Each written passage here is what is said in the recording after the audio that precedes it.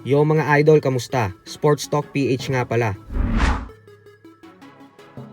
Ang pagbabalik ni Chavez, pag-usapan natin yan mga idol. Ngunit bago ang lahat ay huwag kakalimutang mag-subscribe at i-click ang notification bell button for more sports talk. So hindi nga po naging madali ang taong 2025 para sa anak ng Mexican boxing legend Julio Cesar Chavez Sr. na si former WBC middleweight champion Julio Cesar Chavez Jr.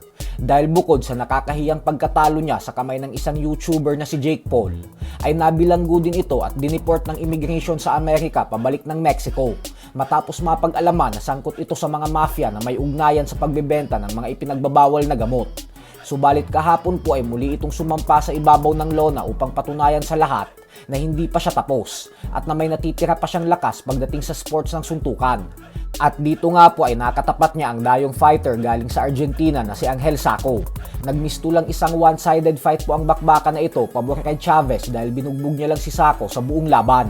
Hanggang sa pagpasok ng 4th round ay nagawa niya na itong pabagsakin sa pamamagitan ng body shot.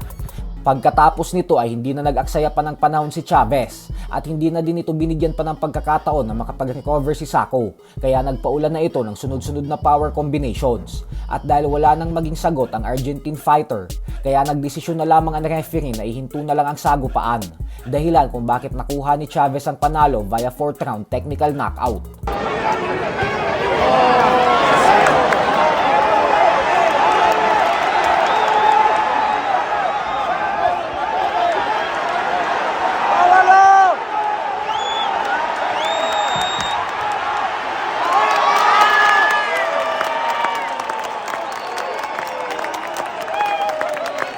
Dahil dito ay umabante na ang record ni Chavez ngayon sa 55 wins with 35 knockouts at 7 talo. Ito din ang kanyang kauna-unahang panalo via knockout makalipas ang 6 na taon. Habang ang kanyang katunggali naman na si Angel Saco ay lumagapak ang record sa 10 wins with 4 knockouts at 2 talo. Sa kabilang banda naman mga idol ay binunyag nga po ng Matchroom Boxing promoter na si Eddie Hearn na pinantayan nila ang offer na ibinibigay ng bagong boxing promotion na Zuffa Boxing na itinayo ni Dana White at Turki Al-Sheikh sa current Unified Super Flyweight Champion and number 3 pound-for-pound best fighter na si Bam Rodriguez. Ayon kay Eddie Hearn ay nasa magandang posisyon daw sila ngayon para mapanatili si Rodriguez sa ilalim ng kanilang promotion. Magmula po kasi taong 2022 ay hawak na ito ni Eddie Hearn. Pero ngayon na malapit nang magtapos ang kontrata nito sa kanila, ay tila sinusulot daw ito nila Dana White dahil ang gustong gawin ng Zuffa Boxing ay sila na ang humawak sa lahat ng malalakas na boksingero kagaya ng UFC, kung saan bukod sa mga boxing promotions ay babaliwalain na din nila ang mga major sanctioning bodies kagaya ng WBC, WBA, WBO at IBF dahil gagawa sila ng sarili nilang titulo at ang The Ring Magazine ang magsisilbing major belt nila.